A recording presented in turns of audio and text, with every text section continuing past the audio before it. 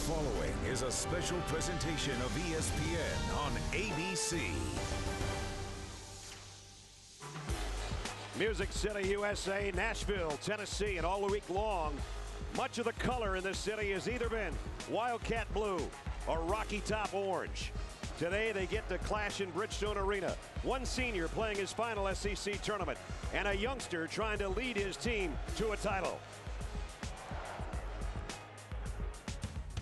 Welcome to Nashville, Tennessee, where the SEC tournament headliners have lived up to their billings. We've seen passion and precision, grit and grace. Now the survivors of the first two rounds square off in their quest for SEC supremacy. Four teams need 2 wins for 1 title. Step in 3, it's good. Are you thirsty? Great catch in traffic. Is it a fight? What do you have? That burns you. Here comes the real Kentucky. The SEC semifinals of the stage. Who will be the star? It might come down to who wants it more. How bad do you want it?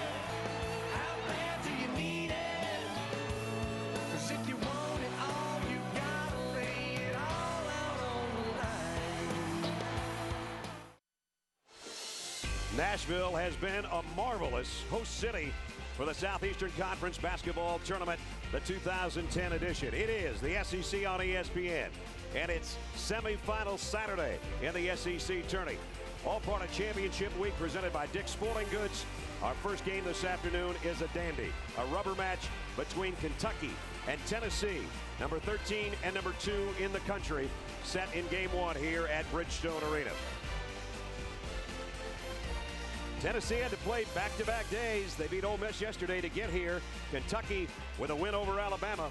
The winner will take on the Mississippi State Vanderbilt winner, and that one comes up a little bit later on this afternoon. Welcome back to Nashville, everybody. Brad Nessler along with Jimmy Dykes. You know, partner, you can talk all you want. For Kentucky, they're looking for their 26th SEC title. They still have an outside shot at being a number 1 overall seed. Tennessee trying to win a crown in their home state.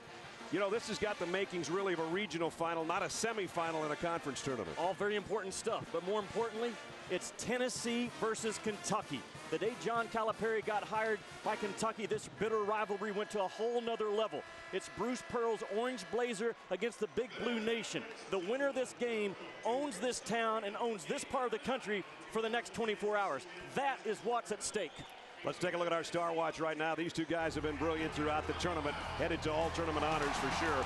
Wayne Chisholm, the senior leader for Tennessee, and John Wall, I think you've all seen him. He's the SEC Player of the Year in just his freshman season, but he has been remarkable.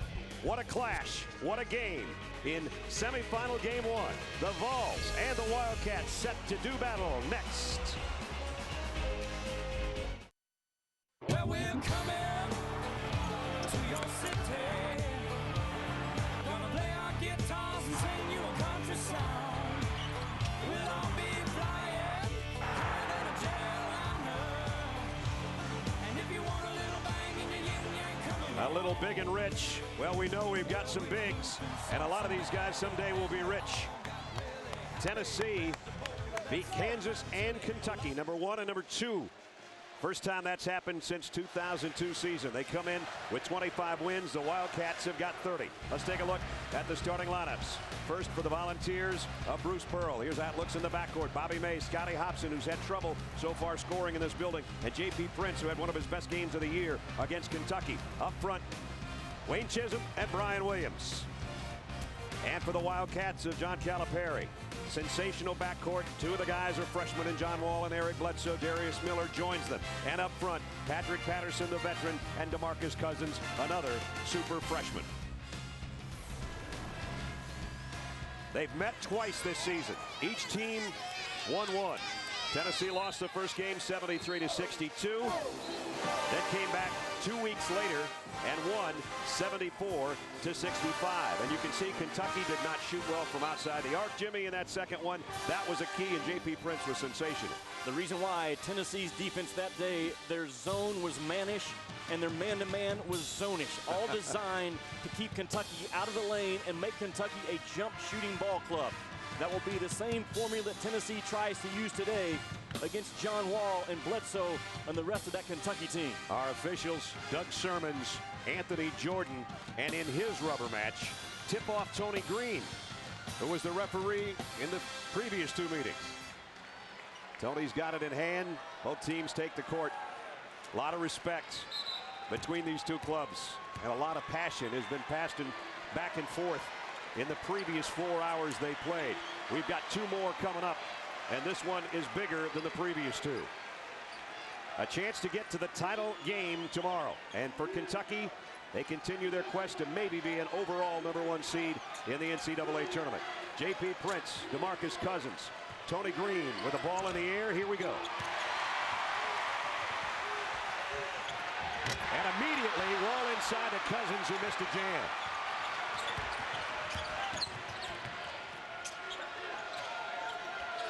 Bobby Mays will set it at the point for Tennessee. Brad, I think Tennessee wants to score early in this ball game in the shot clock or late. That's their way of shortening this game down. The more possessions, the more rebounds, and that favors Kentucky. They pack it inside to Brian Williams. He's going to go to his right off the back of the iron. Nice hustle by Chisholm, trying to steal it after Wall got the rebound.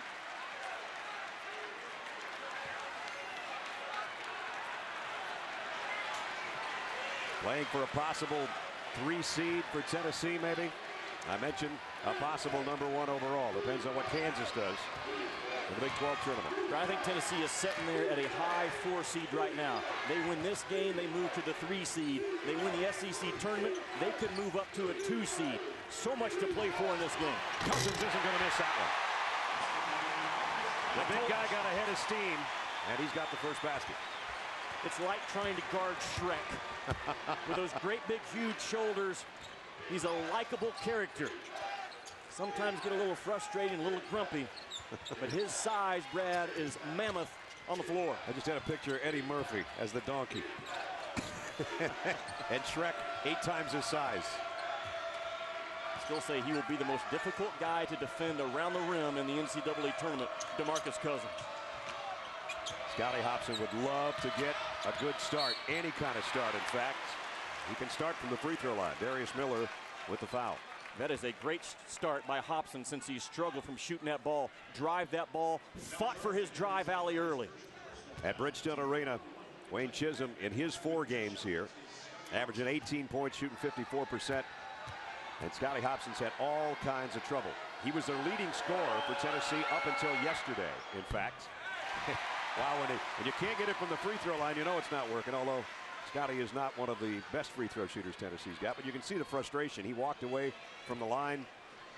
He just knows that this has not been his building, and you talked about it. His hometown is only about 45 minutes from here, and he's maybe putting too much pressure on himself. Missed them both. Important for Hopson, though, to not let his stroke affect the rest of his game. He needs to defend his tail off and rebound in this basketball game for Bruce Pearl. Well, there's a lot of other things he can do if he doesn't score.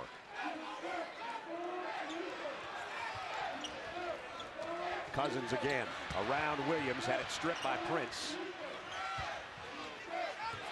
And now Bledsoe with a pull-up jumper. Chisholm with a rebound. Prince, nice spin move, ran into traffic and ran into Cousins. And picks up the foul. Cousins so good at moving his feet to establish defensive position. He is not a shot blocker. He is a charge taker as a big guy. Took several yesterday, has led this team in charges throughout the year because of his great footwork and his willingness to take the contact. He had foul trouble in the first half yesterday. Came out in the second half and took 2 charges in the opening minute. Now it's 3-on-1. Mays, Prince. You don't want to give Tennessee an unbalanced floor that results in broken playability. Again, for Tennessee, score early or score late.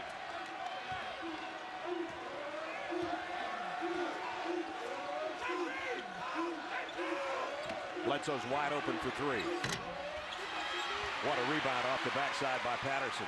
Went up over Hopson and Chisholm. Lob, Cousins. They've done it twice already. Ready opening, couple of minutes. Can't lose him, partner. No. Absolutely cannot lose contact with DeMarcus Cousins, either visually or physically.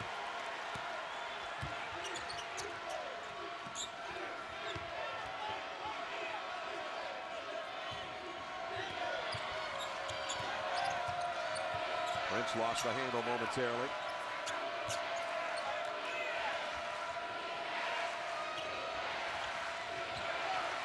Chisholm around a pick on the drive and knocked out of bounds by Kentucky. Anthony Jordan asking for some help from Doug Sermons. The right call, I think. The shot clock is continuing to run, so we're going to have to fix that. It's got to go back to, I would say, roughly 10. Maybe as low as 8. When I first looked up when the ball went out of bounds, the shot clock said. And that's what Tony and Doug are going to look at over there to try to determine the reset, because the ball never hit the rim, and it's going to be Tennessee ball. So it's a matter of how much time they have to inbound and get a shot away. We'll take a look with you.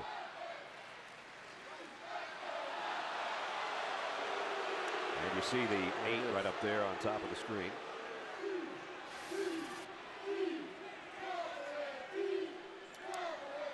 Tennessee shrinking the floor defensively to start this game.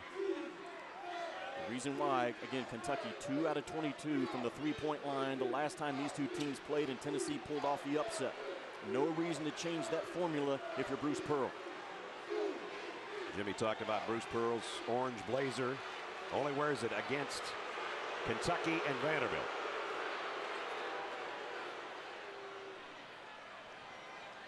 Now we'll get our officials resets, and J.P. Prince making sure everybody knows how much time they've got to shoot. Might be Chisholm for 3. Well, he's going to drive, and again had it knocked out of bounds with 5 left. So pretty much the same scenario. Good lift fake by Chisholm to not settle for what had been a contested 3. And now with 5 on the shot clock, Tennessee's so good at scoring off the baseline out of bounds. When Chisholm takes it out, he's a key. Williams right back to Chisholm. You're right, Jimmy. There it is. You've got to know when Chisholm takes it out, they're going to get the ball back to him as soon as he establishes legal position on the floor.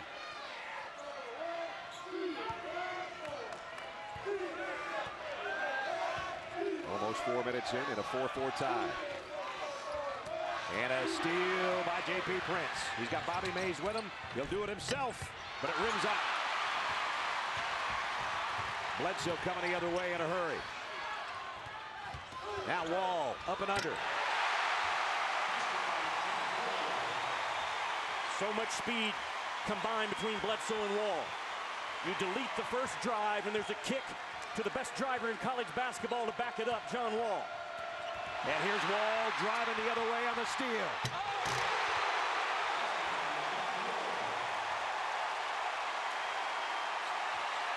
Oh, yes, he did.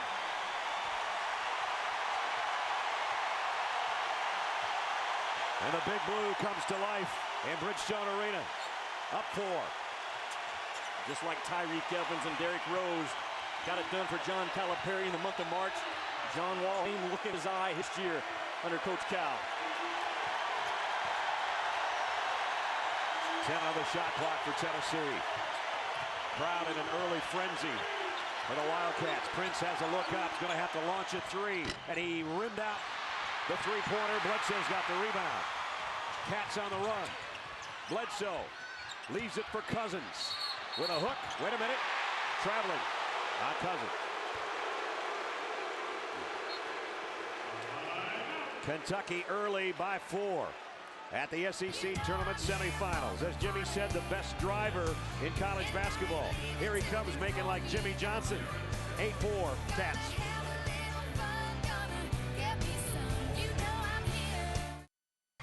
ESPN's exclusive presentation of the SEC Tournament on ABC. Brought to you by ING, your number. Find it at ingyournumber.com. And Cisco, welcome to the Human Network.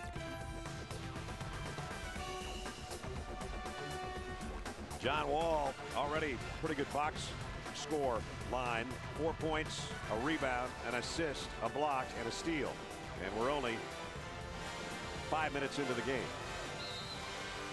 Kentucky by 4.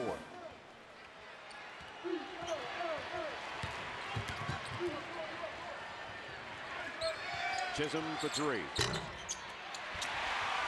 going to take about 4 of those a game, and he makes a good deal of them. Not that time, though.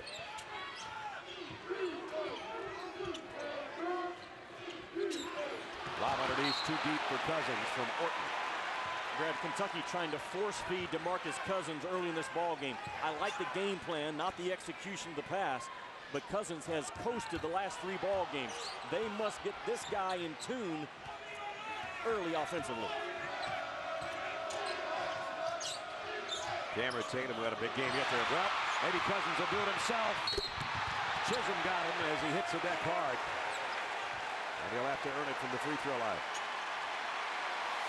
Carter, we've already seen a couple steals by Kentucky in this game. They set back on their heels when they were upset in Knoxville and allowed Tennessee to grind it out with their flex version offensively.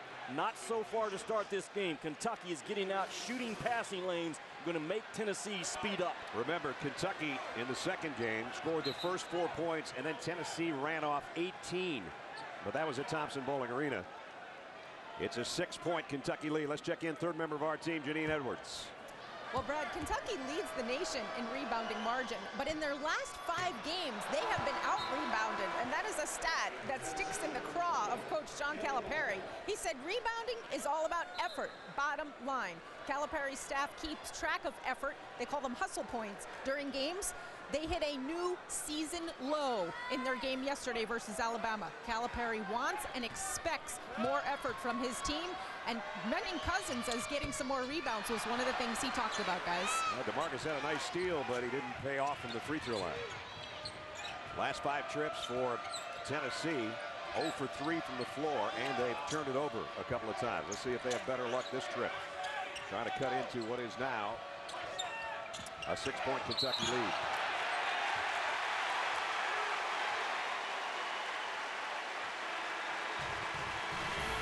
Championship week continues on ESPN tonight.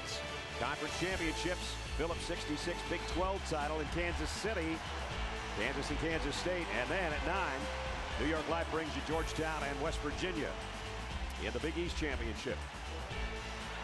I may have said a 6-point lead. It's a 4-point lead. 8-4. Marcus Cousins gets a breather. In order for Kentucky to grab that overall #1 seed, they need to win their tournament. They need Kansas to lose that game in the Big 12 title for it to happen. Darius Miller. Now it's a 6-point lead. And Wayne Chisholm usually stands when he's not in the lineup because his back stiffens up on him. Bad hit, bad back, bad everything, Wayne says. This is not a good offensive team that Tennessee has on the floor. With the exception of Tatum as a shooter and Prince as a driver, you can defend them. Goins will try one. Kenny Hall had a hand on it. Prince picks up the loose ball, and then it strips. Kentucky running with Wall. He walked with it. He'll get away with that next year. Sure. Somebody asked me earlier, how do you defend John Wall? I said, you need to ask the best guards in the NBA because the college guys haven't figured it out. His ability to take over a basketball game and not only beat his guy, but the second defender and the third defender, exceptional. 3-pointer for Tennessee, still won't go. Patterson had his hand on it. Let's see who's going to win that rebound. Kentucky.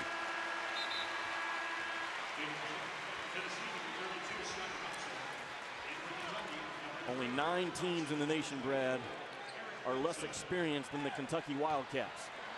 0 teams in the nation have more talent. And this time of the year, I take talent over experience, and Kentucky has it. And right now, they've got a 6-point lead with that talent.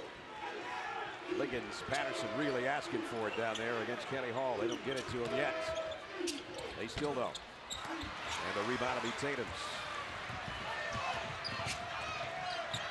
Tatum's going to try to take it coast to coast. He'll go to the free throw line. We talked about the youth of Kentucky, all starters. And look at the numbers. They have met expectations because the expectations for these 3 guys were to lead Kentucky to an SEC championship a #1 seed and a national championship, and they are on track right now, at least heading into the NCAA tournament.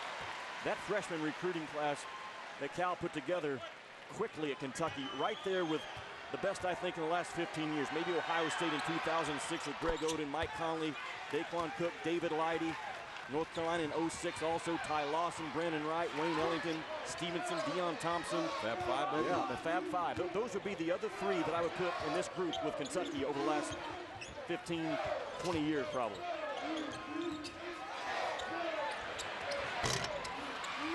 Patterson had his hands on the rebound on the miss by Dotson, but couldn't hold it. Finally, says Scotty Hopson. Look at the look on his face. A field goal drops for him, much less a three. That makes it a 2-point game. That'll fire up Tennessee. And Brad Hopson didn't hesitate.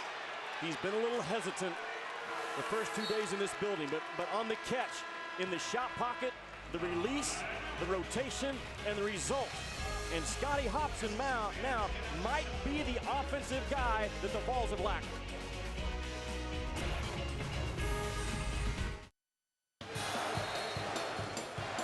The SEC on ESPN, Championship Week presented by Dick's Sporting Goods. 10-8 Kentucky in this first semifinal of the day. Scotty Hopson on the bench from Hopkinsville, Kentucky, about 45 minutes from here. Look at the reaction after he finally got a field goal to go, and it was a three-pointer. That just might be the spark, as Jimmy said, going to break, that will light him up, because they need him. Look what he's done in this building prior to today. 3 for 29. Going back over his games last year here. And not only is that a momentum basket for Scotty Hopson, but his teammates have to feel very good in that huddle knowing that Hopson might be back. Tough inbounds catch by DeMarcus Cousins.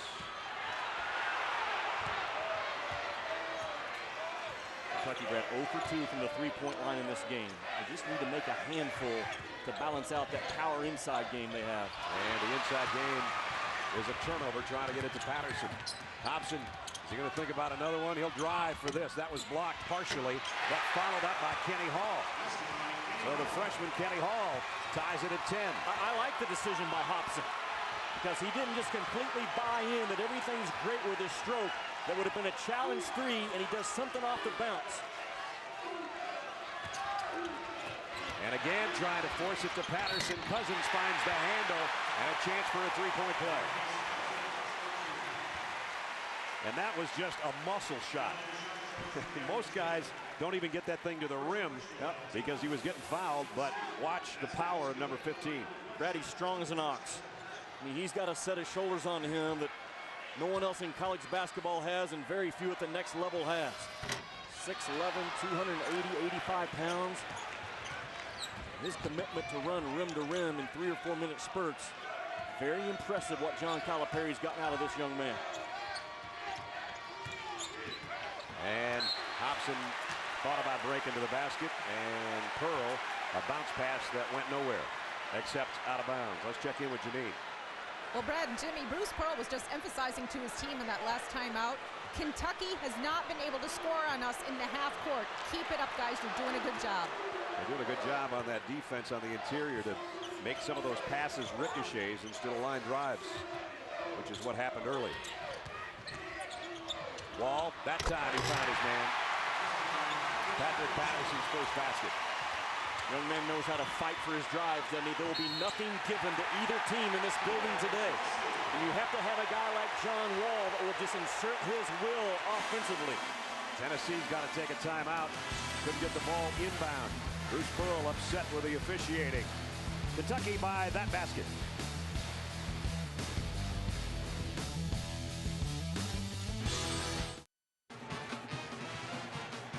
Bridgestone Arena's got a great feel. SEC semifinals here in Nashville. Brad, John Wall is going to work off of a ball screen up top, and you have got to fight him out of that lane because he's going to fight himself to a passing alley. And Patterson does a great job of drifting slightly off of the drive of John Wall. Bobby Mays minus the headband if you're watching at home and you don't know who's playing point guard right now. Hopson A runner. Scotty Hopson coming to life when his team needs him the most.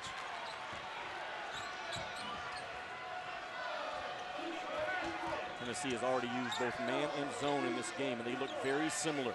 Kentucky has to cut through to identify what the defense is. That's the only way to figure it out. Wall leaves it for Orton from the free throw line. Williams had a hand on it. Wall stole it from him.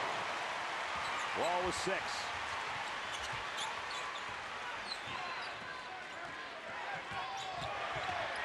Mays leaves it underneath for Williams. Had it strips. And out of bounds. Tennessee ball.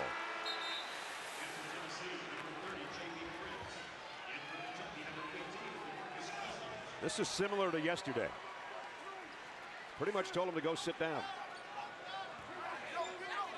Well, and you can see the reaction of DeMarcus Cousins. And that's been going on since day one of practice.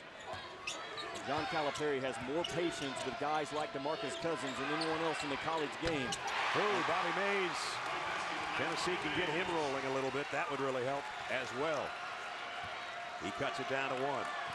In order to beat Kentucky, you have to have guys like Bobby Mays, and when they step off the bus, they think they're going to beat Kentucky, and there's not a lot of those kind of guys around. Tennessee has a group of them. I walked by Bobby Mays about 10 minutes before the game. I said, good luck, Bobby. He said, it's going to be a good one. He's right so far. Cousins. Fouled in the lane. Well, championship week continues on ESPN and here on ABC. A couple of conference titles for you. 1 o'clock, the Miami Duke winner taking on the winner of Georgia Tech and NC State for the ACC title. And at 1 o'clock, Jimmy and I and Janine will be here. The winner of this one against the winner of Vandy and Mississippi State for the SEC crown. DeMarcus Cousins is having trouble from the free throw line today. 0-for-4. And only 64% DeMarcus Cousins on the year. And as much as he's going to get fouled and as much contact he's going to absorb in the NCAA tournament, he needs to take that thing above 70. John Calipari's letting everybody know what he wants and what he doesn't want. I don't know if Daniel Orton didn't like what he heard or if Coach Calipari said, why don't you head back there on your own? But he's just going through the tunnel, I assume, back to the locker room. John Wall, another big rebounder. He'll come down and wait for some help. Miller in the corner for 3. Darius Miller. John Wall loves and lives in the middle third of the floor in transition. And Tennessee built their defense in the middle third of the floor, but then it opens up open three-point shots on the wing. Bobby Mays missed that 3, and Wall's got another easy rebound that time. Leaves it for Bledsoe. Underneath, foul by Williams. That'll be Williams' second, so he and Chisholm, the 2 big guys, each with 2 fouls. For a young kid, John Wall understands the power part of the floor in transition is the middle third, because all the attention defensively has to be attracted to that part of the floor.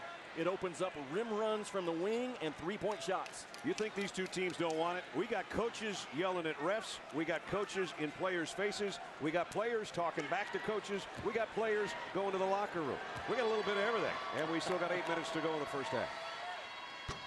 When you sign on to play for Tennessee, one of the reasons is you have a severe dislike for Kentucky. And when you sign up to play for Kentucky, one of the reasons is you have a severe dislike for Tennessee. Did you see that? Orton just came back and John Calipari gave him 5. All is well as Bledsoe hits 2 free throws. John Calipari's concern going in that NCAA tournament, do his young guys understand, Brad, you have to lay exhausted in the locker room after every game from here on out. He's not sure his young guys have figured that part out of it yet. The score on the scoreboard at Bridgestone Arena for the 87th time we assume is wrong, and ours is good, 21-15. I just take an average usually of what we have on the screen and what they have on the scoreboard, and I go with that. Pearl on a runner.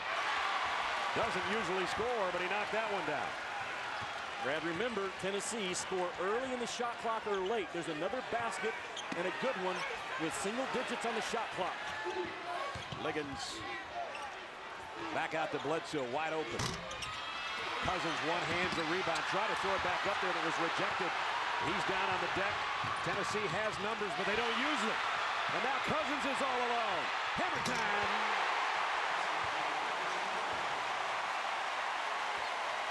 Talk about being in the right place at the right time on the wrong end.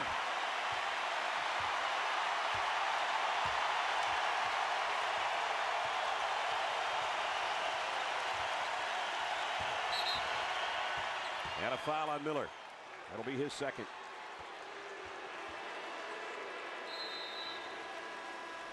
Boy, this has got a feel of an NCAA regional final here in Nashville. It's the semifinal of the SEC tournament in Nashville. Sometimes when you're on the deck, just dust yourself off, wait for the ball to come back.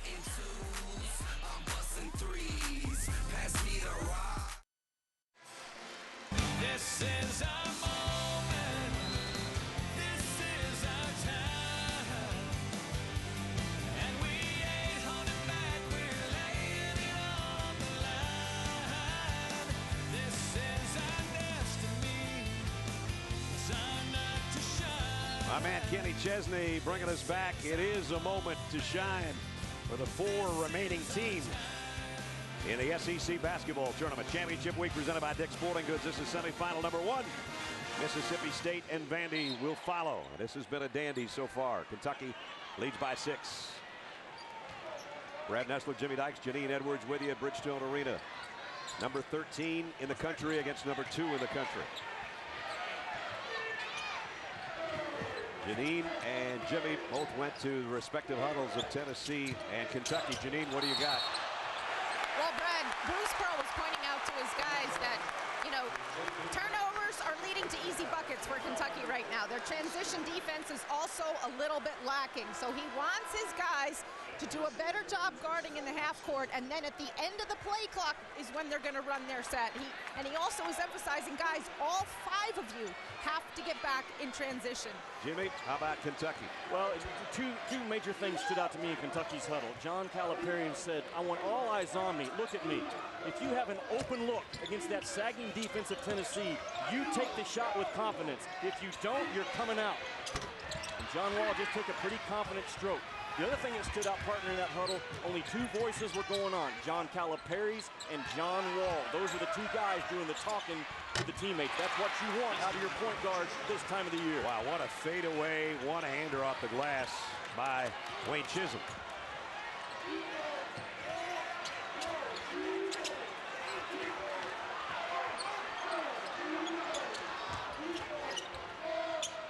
Bledsoe gave one up. Maybe should have taken it. Steal. And a trip by Liggins.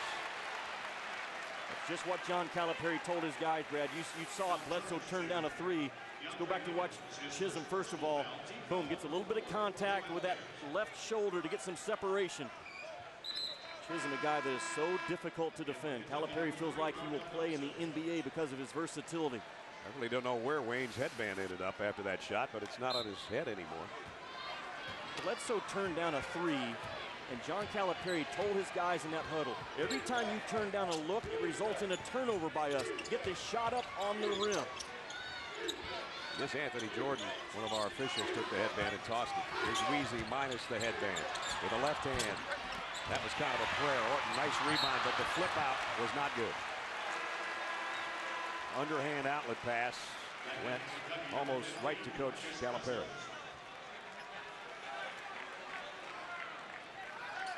No surprise, John Calipari was the senior class president in high school, prom king, point guard on the district champion basketball team. Had a rough life. And a foul as Hobson was driving the lane on Darnell Dotson.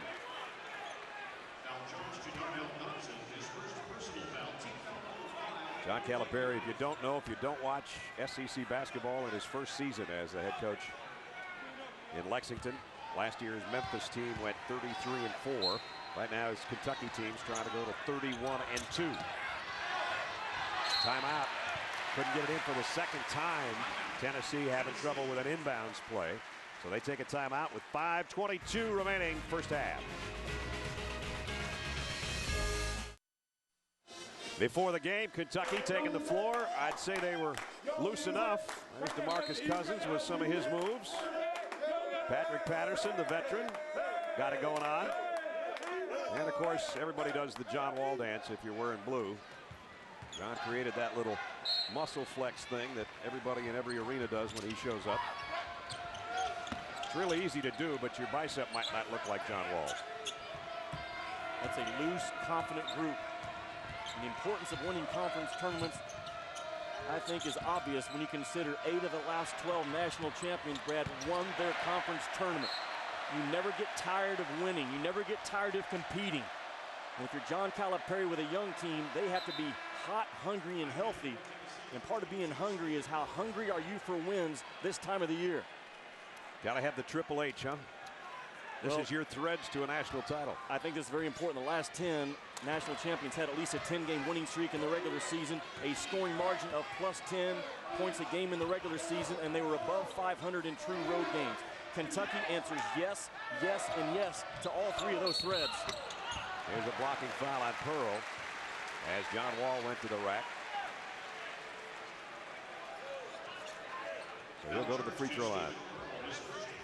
Kentucky has a winning streak this year of 21 in a row. They're +14 scoring margin. And they are 6-2 in true road games. To me, the most important one is that regular season winning streak of 21, partner, because in order to do that, you have to be able to win ball games when you're playing at your best and when you're not playing at your best. And you win 21 in a row, you've proven you can do that. And we've seen them do both. We have. We've had them enough times to know that on the off nights, they can still find a way to pull it out.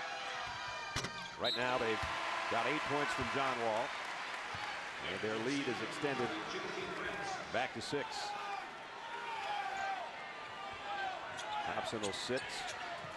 So right now for Tennessee, it's Hall, Tatum, Prince, Pearl, and Bobby Mays. Remember, Chisholm's got 2 fouls, so does Brian Williams. So this is a much smaller lineup. And as Jimmy said earlier, it's one that you have to look at and say, okay, who's going to put the ball in the basket?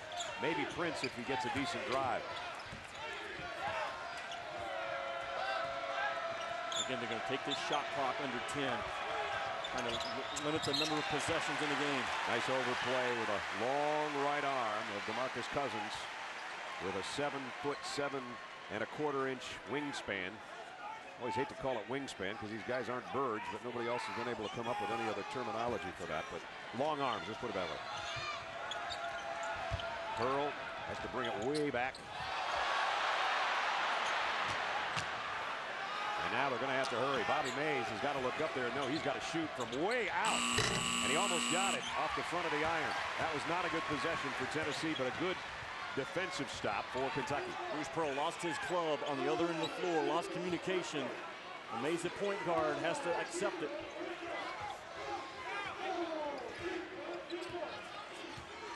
Under 4 minutes now.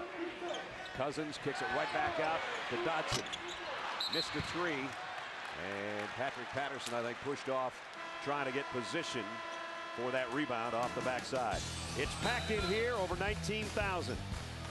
Outside, still looking for tickets. That's where I watched the 2 games last night. No, I'm kidding, I didn't.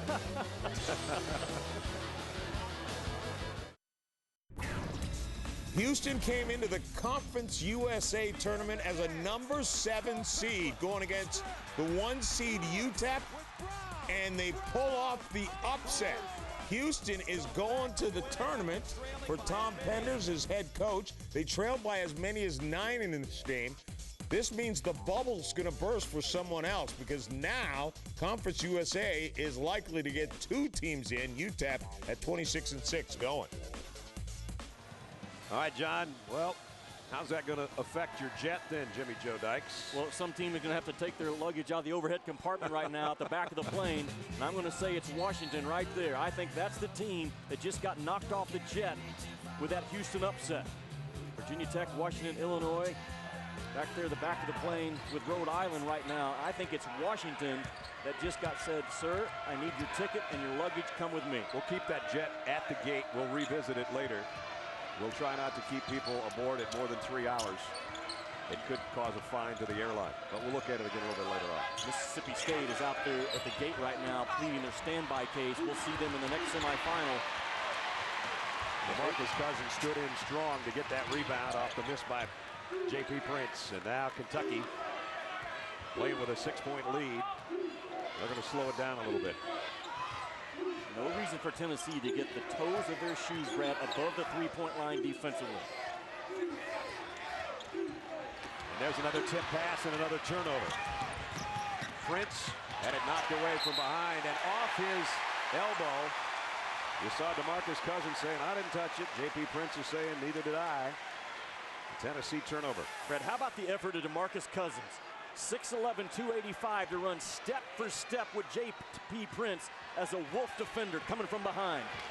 That was a 50-50 call there. Brian Williams, who has 2 fouls, heading to the locker room right now.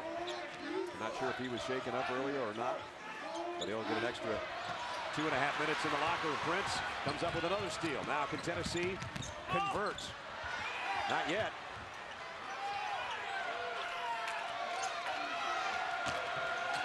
They didn't score early, so now they'll try to score late.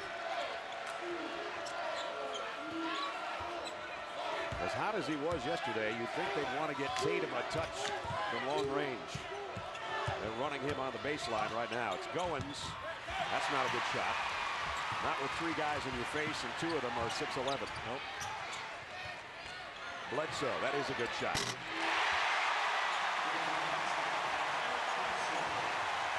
When Kentucky starts doing that, they're going to beat you by double figures because they are a powerfully built 2-point territory team.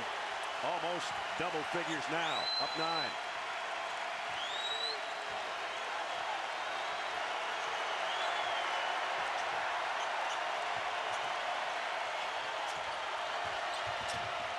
And Tatum, and it's stripped by Bledsoe. He and Wall run together. It's Bledsoe with a left hand, and he missed it. But Wall keeps it alive. Somehow, in all that traffic, John Wall came up with that ball. Now they can play for a double-digit lead right here. And they're going to take a timeout to talk about it. 1:14 till halftime. And number 2, Kentucky, pulling away from Tennessee right now. ABC, your home for the NBA Sunday Showcase. Coming up tomorrow, Eastern Conference title contenders Cleveland and Celtics will square off. NBA Sunday Showcase all gets underway with coverage of the GMC Sierra NBA Countdown at 3 o'clock. There's a guy who knows a little bit about the NBA and about Kentucky. Former player, one of Rupp's runs, Pat Riley. Let's check in with Janine. Well, Brad, Brian Williams for Tennessee just went back to the locker room. He actually went into the training room. He took a hard hit to his back. He was limping slightly, and so he's going to be checked out by the trainers. All right, thanks, Janine. We'll try to get another report at halftime on Brian Williams. They need him in the second half. The big guys in foul trouble has not helped the cause. There's probably the play or the foul, and that's when he walked to the sideline knowing that he had 2 personals. He has made great use of a second chance, Brian Williams, coming back from the suspension. And they need his size in this ball game. Only a big blow if he can't return. DeMarcus Cousins, in the past few games, we've talked about his scoring problems. Not a problem in the first half. They got him involved early and often, and he's got 9 points. Under a minute now, and it is a double-digit lead for Kentucky. Brad, Tennessee without Wayne Chisholm for a big part of this first half.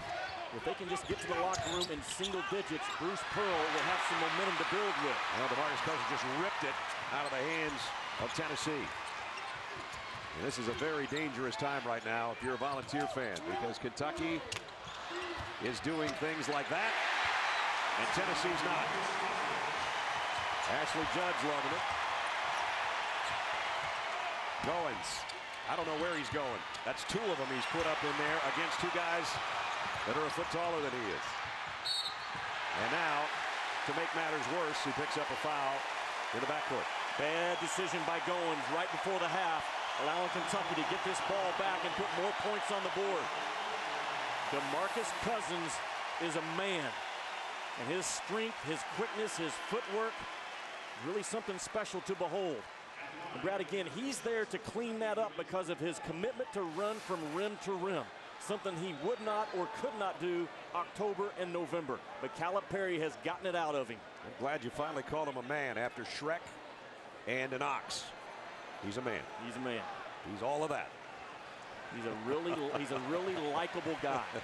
You know, he can be a little grumpy at times, but Coach Cal puts up with it as long as this big dude produces, and he has been producing. John Wall has been too.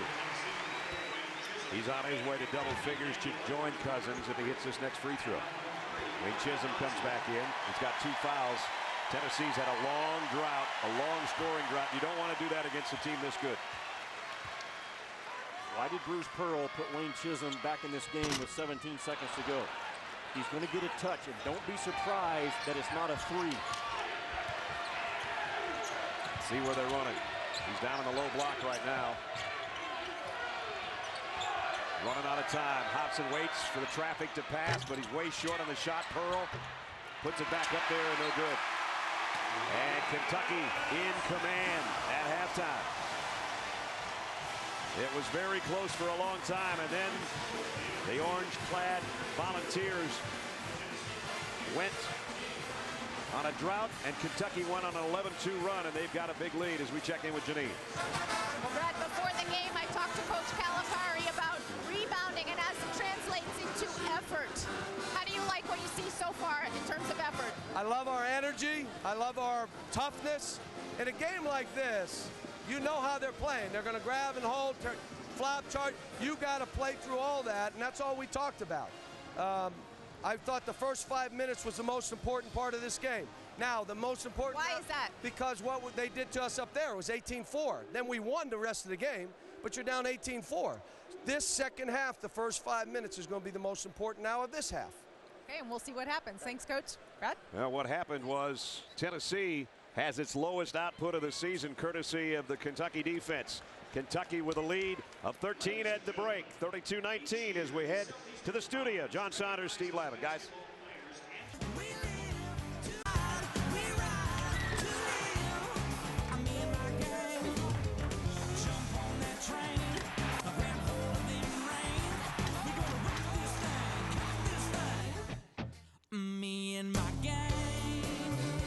Rascal Flatts bringing us back, and right now it's Kentucky rocking Tennessee in the SEC on ESPN. Semifinal Saturday, all part of Championship Week presented by Dick's Sporting Goods as we're back inside Bridgestone Arena. Halftime 32-19, lowest scoring first half for Tennessee all year long. They did not shoot well, 29% as we take a look at our LG first half statistics. 29% from the floor for Tennessee. That's not going to do it. Kentucky with 20 points in the paint, and they shot 50%. And as I mentioned, lowest scoring half. The other low scoring half was yesterday, rather 2 days ago, against LSU when they had 20. They come to life in the second half like they did in that one. Brad Nessler, Jimmy Dykes, Jen Edwards. And it's ESPN on ABC on the semifinal Saturday from Nashville. Kentucky played good in the first half. They didn't play great. And they better, like John Calipari told Janine, come out the first 4 minutes of this half and take it up another level. Because Wayne Chisholm was in foul trouble, only played 10 minutes, and the offense goes so much through him. It really changes this game if Wayne Chisholm gets involved. Nice to see Brian Williams get a touch, and nice to see him back out there playing with a bad back, but he'll continue to play, says the coaching staff of Tennessee. Here's a lob in the corner and a three-pointer in Roots. Battle for the rebound. Everybody going after it, and Williams saved it. Bad back and all. Bobby Mays ahead to Chisholm. Score it. Back-to-back baskets by the two big guys that Jimmy was talking about. John Calipari says, I've seen enough. A minute into the second half. Timeout, Kentucky. Don't think Bruce Pearl didn't tell his guys the importance of the first 4 minutes. 32-23, the lead's been cut into.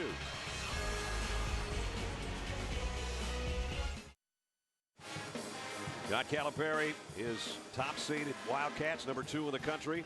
Still worrying, or maybe not worrying, but thinking they could end up with a #1 overall seed. Brad Nessler, Jimmy Dykes, He told Janine going to the locker room, first 4 minutes important. He waited 1 minute and 5 seconds, not the other 2 minutes and 55 seconds called timeout. Well, here's why. There's only 9 teams in the country younger than the Kentucky Wildcats.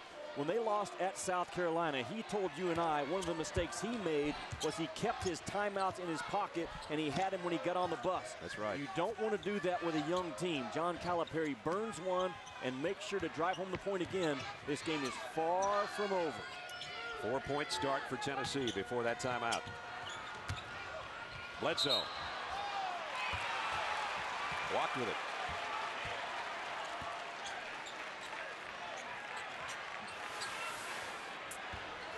One, two, three. Good call. The game changes with Wayne Chisholm on the floor, number 4. The offense looks different. He can stretch you. He's a good passer. He only played 10 minutes in the first half. Got to be careful setting those screens. He just about hip checked somebody out of bounds on that one. They've got him working around the perimeter. He's taken 1 3-point shot today. He's usually good for 4 or 5. Hobson's going to try a 3. Williams had a hand on it, but Cousins ripped it away. And now it's John Wall. He and Bledsoe will slow things down. Cousins asking for it. Chisholm's tangled up with him down there defensively. Wall, mid-range jump shot. Nice hustle by DeMarcus Cousins. And a 3 on the way. Whoa, how did Cousins get that one? And now out of pure frustration, I almost think, between Williams and Chisholm, they foul it. I'll tell you how Cousins gets this rebound, Brad. He's a man. Those powerful shoulders are finished off with a soft set of paws. This guy does not fumble balls that are in his area. He gets 50-50 rebounds. He gets 70-30 rebounds. The ones that normal guys would only get 30% of the time, he comes up with them. I said one time about DeMarcus Cousins when you and I were doing a game, it's like having a tree growing in your driveway. You pull in, you go, how do I get in the garage? I got this big tree in the way. And the tree hit 1 of 2 free throws. And the tree can move. And move great well. limbs. Great limbs. Mays all the way over those limbs. Didn't get enough height on it. And Williams, his hustle keeps it alive for Tennessee. Hobson on a runner, and he'll go to the free throw line. I think Bruce Pearl really likes what he has seen from his guys the opening couple of minutes of the second half. Much more aggressive. I think they're much more confident with their leader, Wayne Chisholm, on the floor. We'll see how Scotty Hobson likes the rims on the other end. 5 points for him in the first half. He only had 6 all day yesterday in the win over Ole Miss. And you talked about the limbs of DeMarcus Cousins. Well, he's going to stretch those long arms out with that 6'11", 285 pounds to 7 feet 7 inches, and that's a long, long wingspan. Don't forget the quarter, because that's what he tipped that last shot at. Good point. Scotty Hobson drains both, and that might help his eye a little bit, having 2 free ones to work on his stroke. He's got Tennessee back to within 8.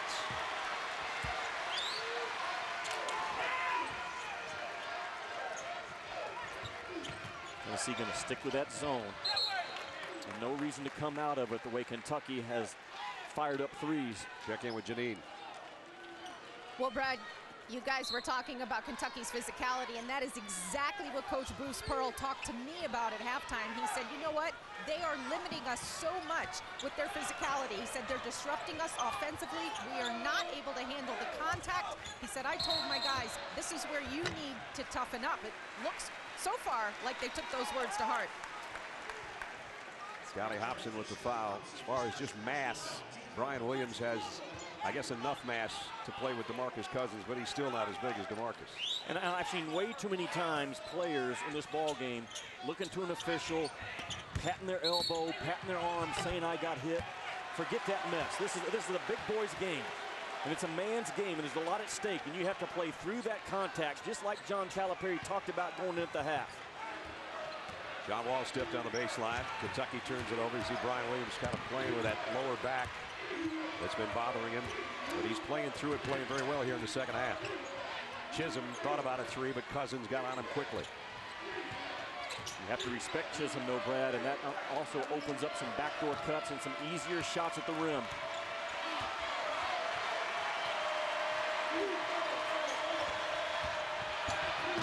Tatum had it pinned by Cousins on the glass. Chisholm keeps it alive. They're going to have to hurry. Hobson in the lane. Got it up. Still didn't hit the rim. And then a foul to boot. Offensive foul.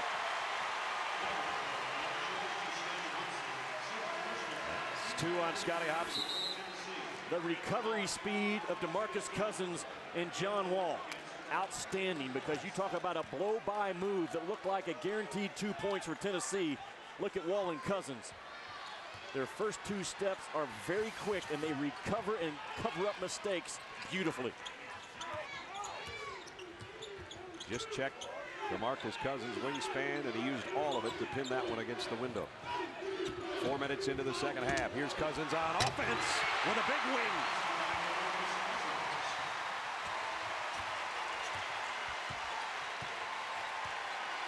As far as bigs that you're going to have to game plan for in the NCAA tournament, DeMarcus Cousins is going to lead the charge. Cole Aldrich at Kansas with the Morris twins. Jackson and Anuaku at Syracuse. Cornell has a big 7-footer named Jeff Foote. Eggle Cedar at Northern Iowa. Not a lot of those 7-foot big bodies. Kentucky has a plethora of them. Not many guys have one of these, though. Nope. He just comes down, knows when it's time to try to take a little bit of the fire away from the opponent, and drains the outside jumper.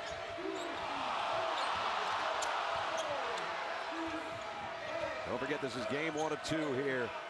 ESPN on ABC. SEC semifinal Saturday. Mississippi State and Vanderbilt will follow. Right now, it's a fight between the Vols and the Cats. Cats are winning that battle right now by 10. Wall again. In traffic. Pearl got a hand on it. Enough to foul him, but keep him from scoring. And Wall hits the deck. Great job by Wall to cover up the ball and make sure he gets himself to the free throw stripe. He understands all the fine points of a transition point guard.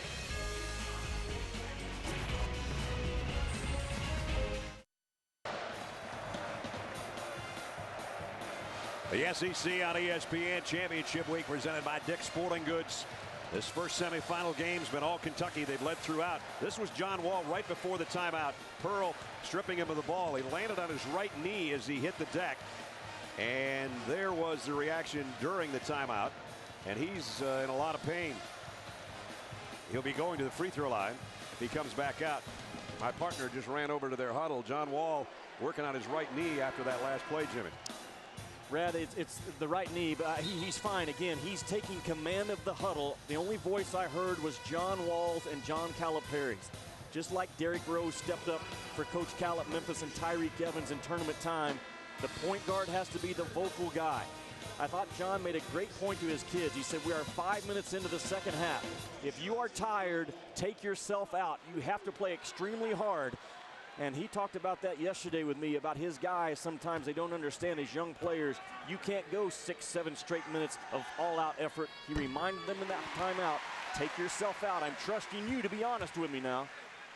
Wall's got 12 points, no problem with the free throw.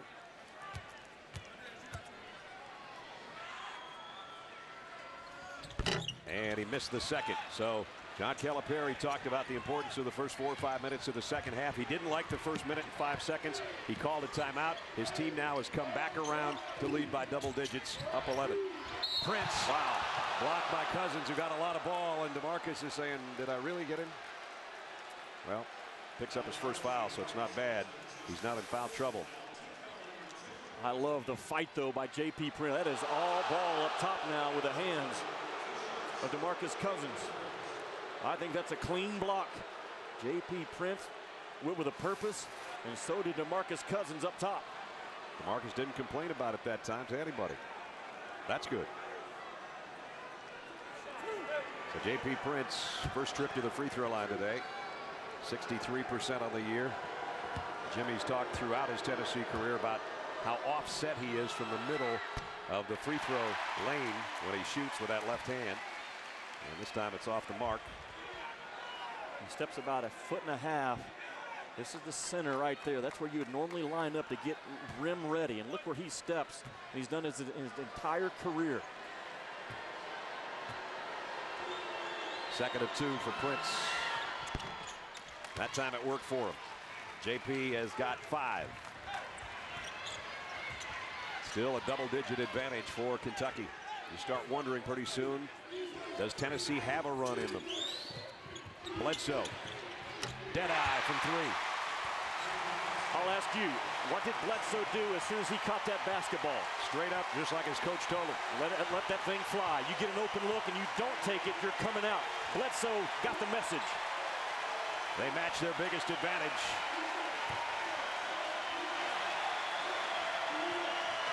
They've got their crowd into it as well. Nice pass from Tatum down to Williams. Chance for a 3-point play. Brian Williams has been big offensively here in the second half, and they desperately need him. And at some point, they're going to need Chisholm to come to life offensively. Brian Williams right here going to set the screen and then sprint to the rim. It's like a pro cut. Set, spin, and sprint. He does a great job, Brad, at getting his 280 pounds under control at the end of that play to go straight up and avoid the charge. And even though Patrick Patterson had some nice help defense, he couldn't quite get there fast enough. And Cousins may have touched that on the rim. That's what Bruce Pearl is calling for. But that's not the call. So we're 6 minutes into the second half. Wildcats by 11.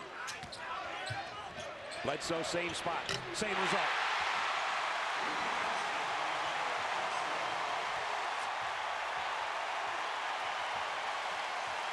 That's a mistake by Tennessee defensively.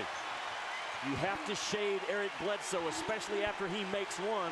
He'll make 2 or 3 in a row on you if you let him get vision of the rim. Biggest lead of the game for Kentucky. And a charging foul to boot. And now everybody in blue is going to be up.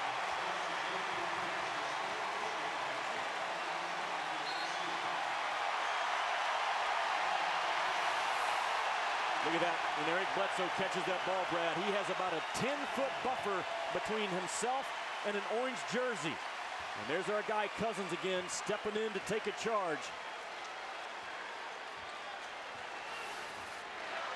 A very dangerous spot right now if you're a Volunteer fan. Down 14, and Wall trying to add to it. Hurl got a tough rebound.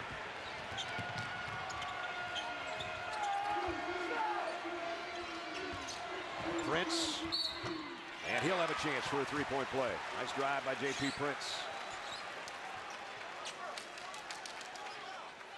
Don't forget Championship Weekend News on ESPN tonight. A couple of conference titles.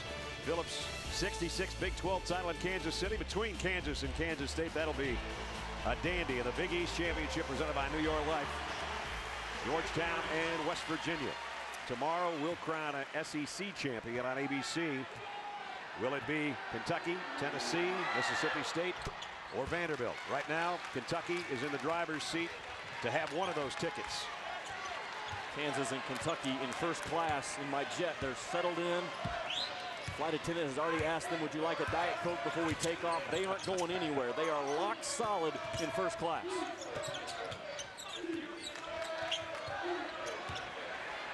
Ball trying to get it to Patterson.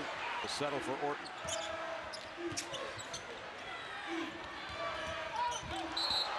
And an offensive foul on Darius Miller. So there's a lot of guys hitting the deck. And we've had a number of charging calls in the basketball game. Chisholm back in. Darius Miller gets taken out of the game because John Calipari tells him, if you don't shoot an open shot, you are coming out.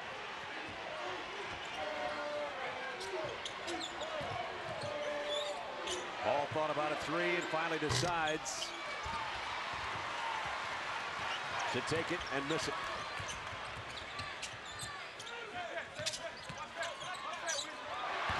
Liggins was wide open on the baseline, trying to leave it for Patterson. Hobson with a steal. And he'll take it coast to coast. And DeAndre Liggins will be the next guy to come out for Kentucky. You watch on this substitution, Liggins will sit and a replacement will come in. Probably Darius Miller.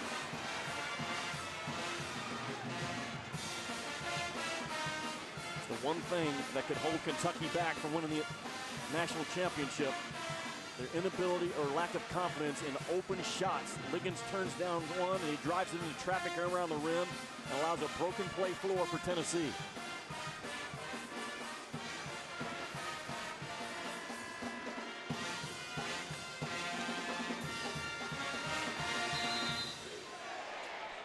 So it's down to single digits again. Tennessee trailing by 9. Brian Williams has had a good second half, playing with a bad back. Wayne Chisholm, his back's not the greatest either, and he's back out there, along with Prince and Kenny Hall, Scotty Hobson, and Melvin Goins for Tennessee. You know, when Bruce Pearl puts that orange blazer on 2 or 3 times a year, it means it's a different day.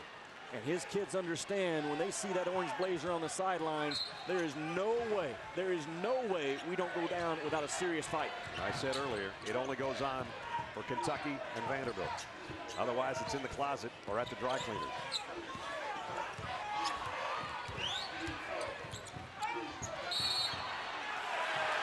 And charge taken by Prince. Patterson with the foul, his 3rd. Well, it hasn't been a great smiley day for Bruce Pearl, but all week, some of the faces with James Brown. You don't know what you do to me. Leave my heart heavy down. Well, Sports Center in game, and Vermont trying to make it back to the tournament again. Marcus Blakely throws this one down hard against Boston U. Vermont wins, and they are going to the NCAA tournament.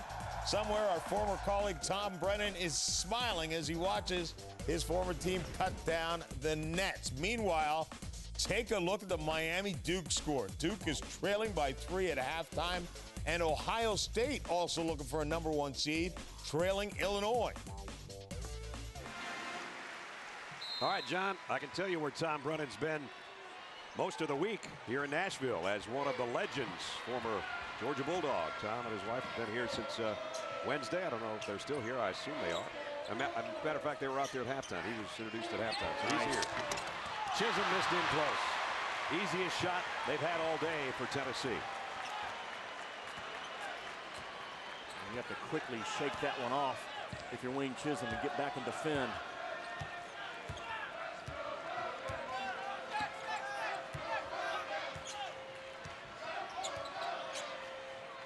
Kentucky on the floor with Bledsoe and Cousins, Wall, Dodson, and Orton. Now here comes the Vanderbilt Commodores off the bus. Jermaine Beal leading the way. And likewise, Jarvis Bernardo and Mississippi State. That's the second semifinal coming up right here on ABC about 20 minutes or so after the conclusion of this one. Wall with 5 to shoot. Dodson will take a 3. Cousins, another strong rebound, and he's fouled. That is John Calipari's point to his kids in the huddle. You have an open shot, you have to take it because we are a dominant offensive rebounding team. We can't rebound shots we don't take. After that shot, lo and behold, of all guys, DeMarcus Cousins went over to Daniel Orton and pushed him away from Wayne Chisholm as they were having words.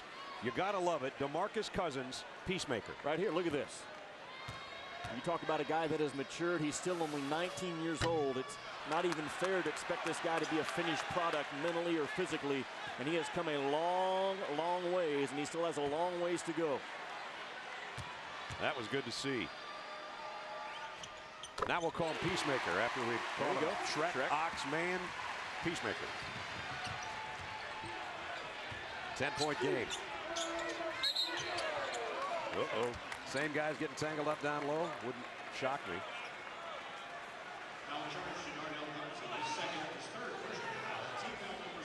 We're going to call it on Dotson.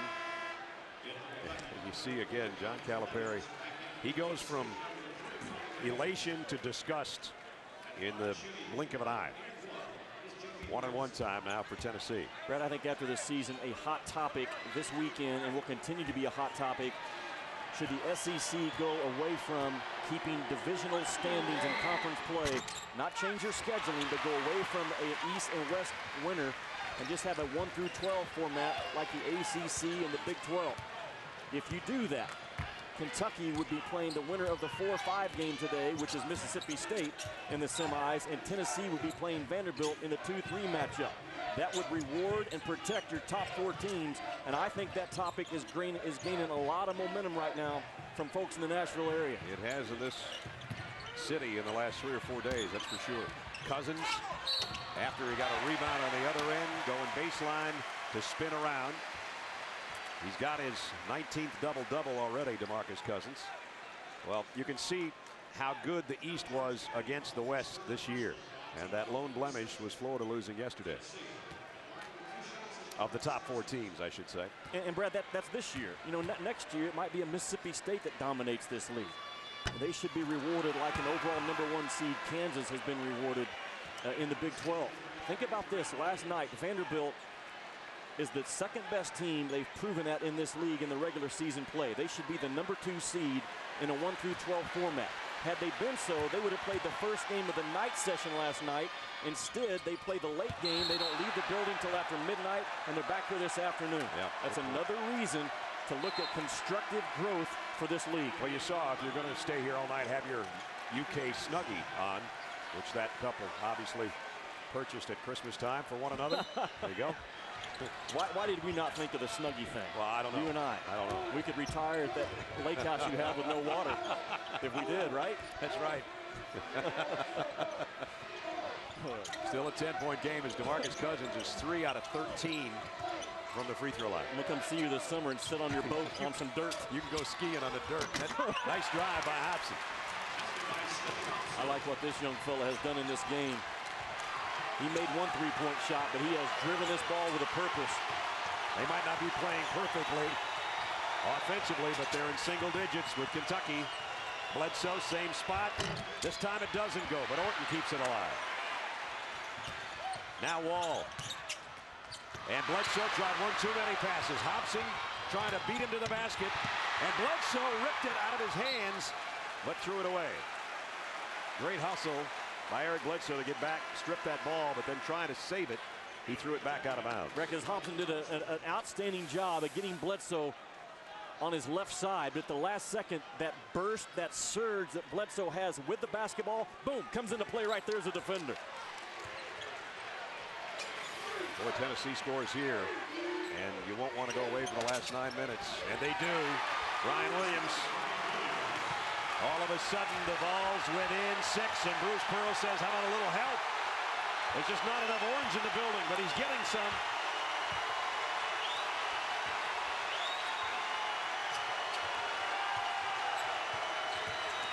Wall. Down to Patterson. That's how you end a run if you're Kentucky. And now all the fans in blue or orange sting up. 47-39. I think you just saw how Kentucky plans on answering runs in the NCAA tournament. Go to Patterson. Chisholm got a good look at a 3, but missed it. Patrick will walk up with John Wall as they both hit the front court together.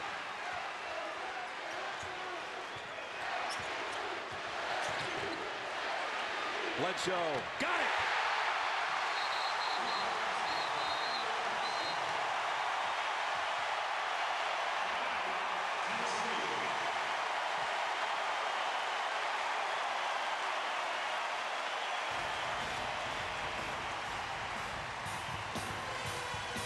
Timeout with 8:31 left. Back to 11 for Kentucky. Red Tennessee gets a big basket out of Brian Williams right here. He's going to work off a screen and get down here to this low block area. Wayne Chisholm with the ball opens up the back end of the offense for Tennessee. That's why he's important that he's on the floor. But what does Kentucky do to answer? It's Wall to Patterson, and I think that will be their formula not only in the remainder of this tournament, but in the NCAA tournament. When they have to have a basket, it will be Patterson on the inside, which then opens up the perimeter. And when they've had to have a 3 in the second half, Eric Bledsoe has knocked down 3 of them for them. I think the biggest problem for Tennessee right now is they've been unable to get Wayne Chisholm involved offensively. If they don't, in the next 8.5 minutes, they're not going to win it. Kentucky's defense is a blanket. Yeah. They're one of the better defensive teams in college basketball right now with their size. The tallest team in college basketball, average height of 6'7". They can really swallow you up and take away your vision, take away your drive angles, and take away your threes.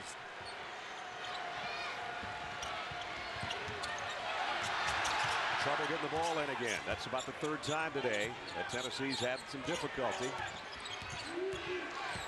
And now Bobby Mays working against Bledsoe, who's had a hot hand from the outside for the Cats. Look at Bledsoe ice Bobby Mays on this side of the floor, not letting him go across the top. Williams tried to get it to his partner down low, and Wayne Chisholm. It was kicked by Kentucky. Bledsoe's going to get a breather, and he's going to get a big ovation when he heads over to that bench from everybody in the blue in the stands. We talked so much about Wall and Cousins and Patterson. He might be the entire key to this team, Bledsoe, because he can really light you up defensively as an on-ball defender, and he has lit up Bobby Mays so far in this game. Ryan Williams' hook shot is off the mark, and he got it back somehow off the hands of John Wall. They feed it down to Chisholm. They want him involved. And he lost his headband again, but he'll go to the free throw line to be able to put it back on. And Daniel Orton and Wayne Chisholm and company are not enjoying each other's company. And there's a technical on. Is it on Chisholm? Or Williams? And Bruce Pearl wants an explanation from Doug Sermons, and we might have another technical. I'm not sure if we got one or two. I know we've got one.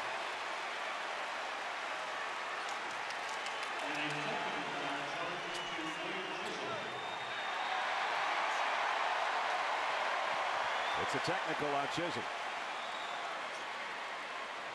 And that's his fourth foul, too. And I don't know what Wayne said. His facial expression didn't change much. He got tangled up, I think, with Orton again, because that's what we could see from our vantage point. And then it looked like everything was calm, that he was going to get his free throws. And all of a sudden came the tee out of the pile. Okay, now Doug Sermons has held up 3 fingers on each hand, which would indicate Daniel Orton. But we also got a report from the scores table that said it was number 4. So we're just going to hold the phone until we figure it out.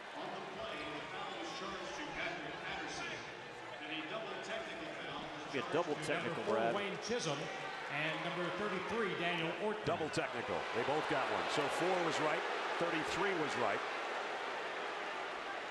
And a personal on Patrick Patterson, I believe.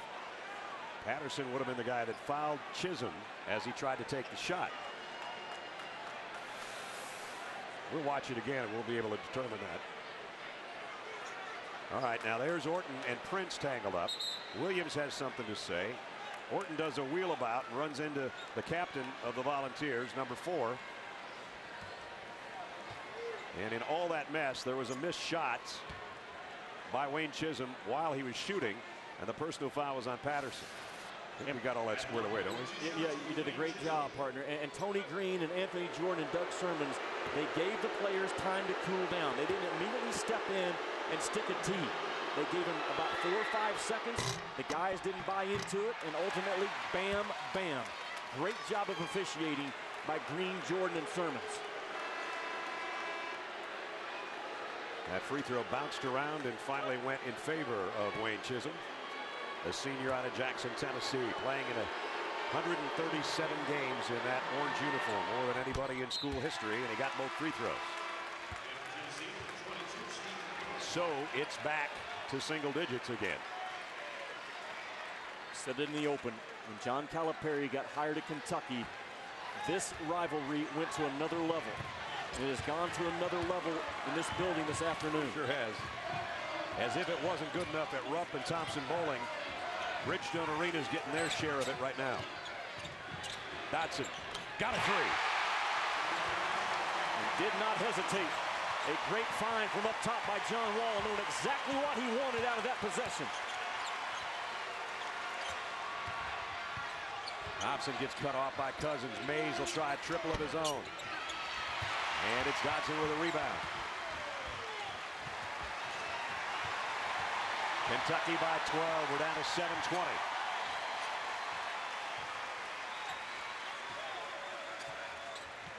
Crossover by Wall, the kick out. Miller will try another three. Cousins, look at those hands. Man. He's going to have 20 rebounds before this thing's over. I'll say it again. He will be the biggest load to try to handle in the NCAA tournament. More of a load than Aldrich, more of a load than Jackson and Anuaku. Anyone else you can put in that conversation around the rim on a neutral floor, this guy is going to be the most difficult one to defend and keep off the glass. Wall got his man in the air. Gets it back to Cousins on the low block. He'll get it out. Dotson, same spot for three. Got it!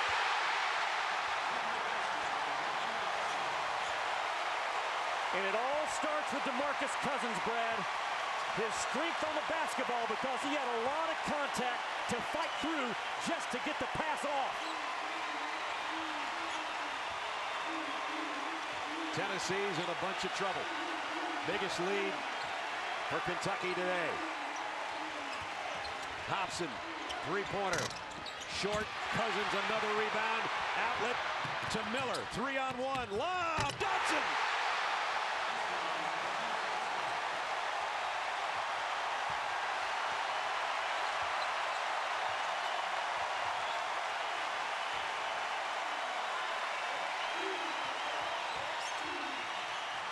A 13-2 run by Kentucky. And they're doing it to the 13th best team in the country. Hobson, somebody's got to shoot for Tennessee, but they can't find it. And DeMarcus Cousins has become a rebounding machine here in this semifinal game. If DeMarcus Cousins smells the least bit of fear, he's got you. And he might be sniffing it just a little right now.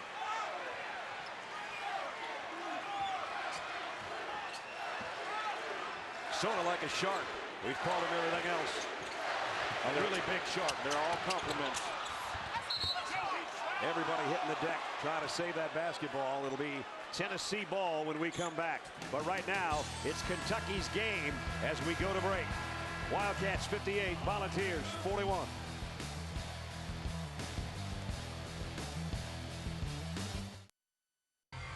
ESPN's exclusive presentation of the SEC Tournament on ABC. Brought to you by ING. Your number. Find it at ingyournumber.com. And Under Armour. Visit UnderArmour.com to see the full line of the world's most technical performance apparel and footwear. Those guitars will be making some sweet music in a few years, and Mike Teasdale making some sweet music right here. Takes the pass and throws it down, and Illinois trying to knock off the #1 seed in the Big Ten, Ohio State, and work on their own seeding in the NCAA tournament. What if Illinois won that and Minnesota beat Purdue? How would that be? There's more movement at the back of my jet. Rhode Island and Washington. DeMarcus Cousins, we've seen his moves, we've seen his moods, but then we've seen his basketball, and it has been something else in this second half. Defensively, on the other end, offensively, muscling, blocking shots. As I said, he's been a rebounding machine. Another double-double, his 19th of the year, and as Jimmy said, he is a man. He's been the man, and now it's 58-41 with just under 5 minutes remaining in the ballgame. Brady's a great teammate. I think that's the first thing that John Wall and Patterson and Bledsoe would say about DeMarcus Cousins. They love playing with him because he's going to bring it for the most part every time he's on the floor. He's a likable guy off the floor. His strength is something that is just mammoth. And notice, out of respect for him, I made sure he knew I was going to describe him as Shrek before the game. He said, I like that. Yes, sir, I like that. Absolutely. He's blue instead of green, though. Yeah, well, he's a handful of what he is. Nice second pass down to Hall. Kenny Hall slams it home. Tennessee down 15. Can they put a run together in the last 4.5 minutes? Kentucky's not going to let them if at all possible. They'll use as much clock as is necessary. Brett, I don't see it happening because I think Tennessee looks to be like a tired team. And that's another reason they proved themselves to be the third best team overall in the SEC this year. That because of the divisional play that the SEC still has, Tennessee had to play on Thursday. They should have been rewarded and only have to play on Friday like Kentucky had to open the tournament. That's a good point. That's some fresh legs there by Patrick Patterson as he kept that ball alive, and it's a fresh 35 seconds with under 4 minutes to go. Check in with Janine. Well, Brad, during that last timeout, Coach Calipari told his Wildcats, guys, I'll say it again. We are playing to win by 25. If you see a shot, you take it. Cousins went down, gets back defensively, though, trying to block the shot. He intimidated Tatum on the drive. And now the jump ball is going to go to Kentucky. Both teams scrapping for all their worth, but as Jimmy said, the fresher teams wearing the white.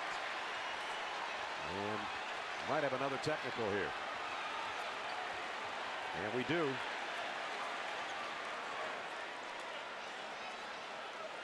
Might be on DeMarcus Cousins. Thought I saw a 1-5, or maybe we've got a double technical again. If that's the case, we might have seen the last of Wayne Chisholm.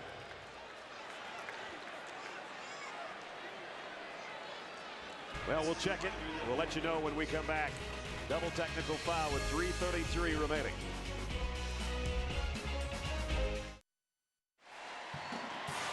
John Calipari still sketching down there with a 15-point lead with 3.5 to go. As Doug Sermons and Tony Green, two of our officials, are over at the scorers table. We're trying to sort out what we believe to be a double technical. Now here's what happened at the previous possession. Melvin Goins looks like maybe an elbow went into the midsection of DeMarcus Cousins, who went down and then got back up and went back to play defense. See, DeMarcus hit the deck, and then he hopped back up after the turnover, went down on the other end, tried to block the shot, and then he and Goins had a little bit of jawing going on. So we're going to have Doug Sermons come over and talk to Jimmy, because I want to hear this one. What we think we have is a double technical. And we got 3:33 remaining.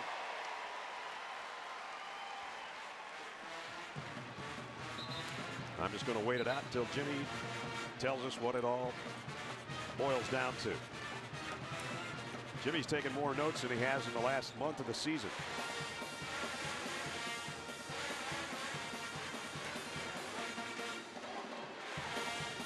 And Tony Green's telling John Calipari and Bruce Pearl the same thing on the far side of the court.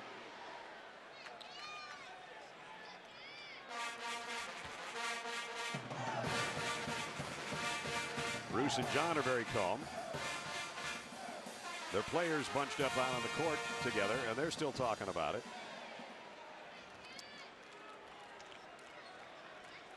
Jimmy's writing an autobiography, and I think we're just about ready to hear what he wrote down. All right, partner. A lot of stuff that you don't see every ball game, Brad. First of all, they're right. You can go back on the monitor and check for a flagrant live ball foul, which is what Goins committed on DeMarcus Cousins with the forearm. All right. Goins is going to be ejected for that flagrant foul. He's gone.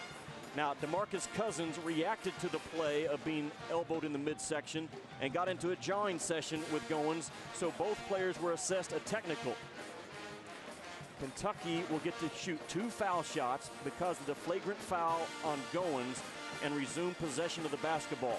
A lot to work through there, but the officials, because they went to the monitor on the first dead ball that happened after the incident, they do the right thing. They go to the monitor, and this is what's in check right here. Watch 21. Bam! Right to the midsection. That is a flagrant live ball technical foul, automatic ejection. They did a good job of cleaning this up. That's not the issue. And there's the jawing between DeMarcus Cousins, and he's directing it towards Goins. And it's hard not to react to that if you're DeMarcus Cousins. So DeMarcus Cousins, good job, partner, at the free throw line, where he struggled all day and maybe justly gets that one to fall in. Meanwhile, they're still telling Melvin Goins that he's got to get Goins. 2 free throws by Cousins, and he is going. I said it in the first half. When you sign a scholarship offer from Tennessee, part of it is you have a strong dislike for Kentucky, and vice versa when you sign on for Kentucky. But right now, both coaches need to make sure they're in the ears of their kids and say, we will not finish this game without class. Get control of yourself, and let's finish this thing off. You can play hard, but we don't need Pacquiao and Clottey before this one's over. Nope. That one's later tonight. And cheap shots to the midsection.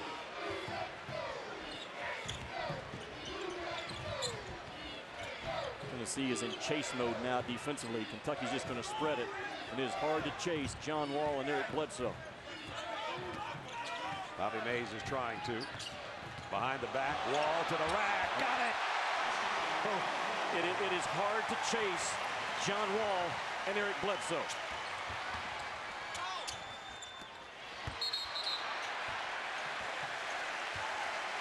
It's trying to bottle up the jet stream. All you're going to do is find out that there's still a vapor trail, and at the end of the trail, the finger roll. You know what's very impressive about that? Bobby Mays was icing John Wall to keep him on that side of the floor. And it is so difficult to bring the ball to the middle of the floor when you're being iced, and John Wall just did it. And DeMarcus Cousins now trying to find the range from the free throw line. Has. He's hit 6 free throws in the game, 3 in a row now. He's got 18 points. Another double-double for the big guy. Playing his best game so far in this SEC tournament after a slow start yesterday. His second half was good. His entire game today has been good. Remember Janine telling us that John Calipari told his guys, I want to win this game by 25. He might. Got a shot at it. He's got him by 21 right now. The rubber match is snapping in the favor of the Wildcats right now. Wall again. The kick out this time to Patterson. And now Bledsoe sets for a triple. Got it! They're at 24, partner.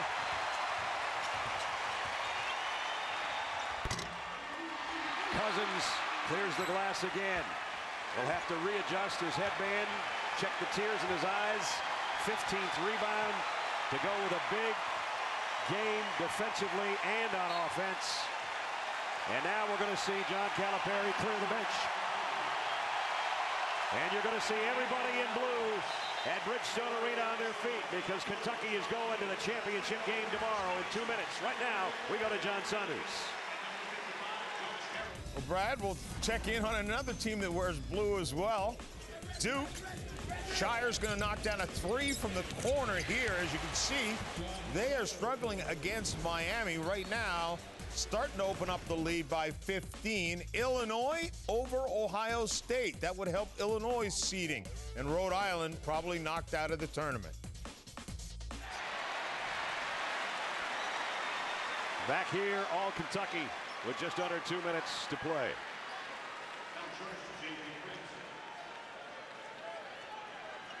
Well, you want to talk about capping off a sensational ball game. If you're John Wall, how about this one? He can take the basketball anywhere he wants to take it, anytime he wants to take it. When I used to scout in the NBA, boy, that's one of the first things I look for in a future point guard. Can he take the basketball when he wants to and when he has to? And John Wall can do both. His day is done, but not his weekend. He'll be here with us tomorrow afternoon on ABC. John Hood at the free throw line. Freshman knocks down his 2 free throws. For some guys that don't get a lot of work, get some late work here for Kentucky. And how about that score? 26 points. Might get worse. And a foul on Kenny Hall. And Hall will foul out with that one. Well, you don't want to fill out your bracket until you spend Selection Sunday with ESPN. Starts things off with SportsCenter at 6, providing wall-to-wall coverage of the brackets. At 7 o'clock, go ahead and join the game day guys and Dick Vitale. Then at 9, Reggie Miller versus the New York Knicks, presented by Levi's. Part of our critically acclaimed 30 for 30 series. So a full night of basketball Sunday on ESPN. And that committee right now absorbing all the information, sliding teams maybe from the four seed to the first 4 seed. And they go through that S-line format, and it's a lot of stuff happening. I think Rhode Island back here is going to be done. I think they're going to slide to the end of this line.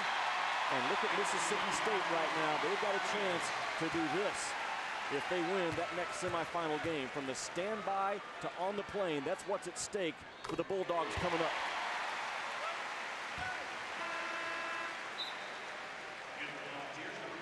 Well, Tennessee will be in the tournament, obviously, but their SEC season will end here today. They'll be 25-8, and we'll see how their seeding goes. And Brad, you and I both know Tennessee is going to be a handful in that tournament. Absolutely. They didn't play their best today. Kentucky had a lot to do with it. But you got to remember, Tennessee, the only team since 2002 to take down a #1 team and a #2 team in the same season. That's how good these guys are. And a foul on DeAndre Liggins. Our ING player of the game, I don't think there was any doubt, was there? 19 points, 15 rebounds after a first half yesterday where it wasn't any fun. The second half yesterday was, and both halves today were. Skylar McBee at the free throw line. And this is just a matter now what the final score is going to be. DeMarcus Cousins flipped the switch at the right time, because over the previous 3 ball games, DeMarcus Cousins 21 points and only 3 offensive rebounds. And big fella went to work today. Final 120. Nice to get a little extra rest as well for all those starters for Kentucky. A couple minutes over there on the bench. They'll go to the locker room and the press conference after this. And then they can get ready for tomorrow, either Mississippi State or Vandy. Perry Stevenson, that's a big round of applause because he's a senior. And he's been through the lows, and now he's part of the highs for Kentucky. Senior out of Lafayette, Louisiana, his first 2 points of the day. Trying to make it a 3-point play. And comes off to Woolridge on the rebound. We're down to the final minute. And it is all Kentucky. They had a 13-point lead at halftime. Tennessee made a run at him, got it down to single digits, and then Kentucky ran away to hide. Pearl, nice move on the baseline, doesn't get it. And Hood with a rebound. At Tennessee, I think they're still going to track in to be a 4 seed in that NCAA tournament bracket on Sunday. Had they won this game, I think they would have been a lock for a 3, and had they won the entire tournament, they could have moved up to a 2, but they're still going to be difficult to handle no matter where they end up. And they are the #1 seed, and they'll be there at 1 o'clock Eastern tomorrow, noon Central Time here in Nashville, against either the Bulldogs or the Commodores. That's our second game, so you might want to switch over to ESPN, watch some more basketball, head to the refrigerator in a hurry, whatever you want to do, and we'll be back for the second game shortly. We're in the final 20 seconds of this one. Tennessee throws it away.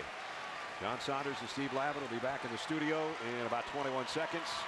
John and Lav will get you up to date on the upsets, the teams that were supposed to win and did, which is the case right here, and what is still in store for us this afternoon and tonight. But right now, all the blue in this building has been waiting all week to see if their Cats could get to the title game. They have. Final score, Kentucky 74, Tennessee 45. Kentucky is 31-2. Tennessee drops to 25-8, and now they'll wait until tomorrow night to find out where they're going to play in the NCAA. Kentucky will still hold out hope that maybe they would not only be a #1 seed, but the overall #1 seed. And now, after all the pushing and shoving and talking, you see the sportsmanship between two teams that aren't crazy about each other. Nope. But when all is said and done, they both played as hard as they could. One team was just better today. And there aren't too many better than number 11. Partner, when John Calipari was hired, the expectations were win an SEC championship. They did it. Get to the SEC Tournament Championship game and win that. They've got a chance. Get a #1 seed and win the national title. Don't know if that's going to happen or not. The #1 seed is in their back pocket, but they look like a team that can win it all. Let's check in with Janine. That's mine. That'll be the next thing. Congratulations to Coach Calipari and DeMarcus Cousins. Coach, considering you guys looked a tiny bit flat at times yesterday, what did you take away from this performance today? Well, they're getting ready for the NCAA tournament, and we have to start understanding the first 5 minutes of the game, and you got to sustain effort. You know, DeMarcus played his butt, rebounded, he had a presence. He even smiled today. I'm trying to get him to just smile. Yeah, have fun. I mean, he should be having a ball. There's not a better big man out there. No, I'll say this. There's a few that can play with him. Now, he just got to bring it every night. He was terrific today. Tempers flared a couple of times during the game. Is it a fine line between keeping composure? I have 18 and 19-year-old kids that are still learning how to act. They don't know how to act. Now, like my own children, I'll discipline them. I'll do it within. I'm not going to embarrass anybody. A lot of times they end up embarrassing themselves, but it's because they're young kids. They're all good kids. I mean, there's no one here that I don't want as a son or one in my home. So, but we do some immature things. Let me say that. Well, and you definitely want them on your team. I know that. Yes, congratulations, Coach. DeMarcus, congratulations on a big effort from you. You had a couple of games where you were a little bit quiet. Other teams double-teamed you and all. How were you able to make more of an impact today? Well, I just try to come in and play with a high energy. I've been struggling lately because my energy been low, and that's bad on my part. But I just try to come out tonight and have a better energy. All right, well, congratulations. We'll see you down the road. That road will be tomorrow for the championship game against either the Mississippi State Bulldogs or the Commodores of Vanderbilt. All Kentucky. John Calipari's team runs away from the Volunteers in this first semifinal this afternoon, 74-45. We'll see you back here shortly for our second matchup of the day. Right now, back to John Saunders in the studio. John?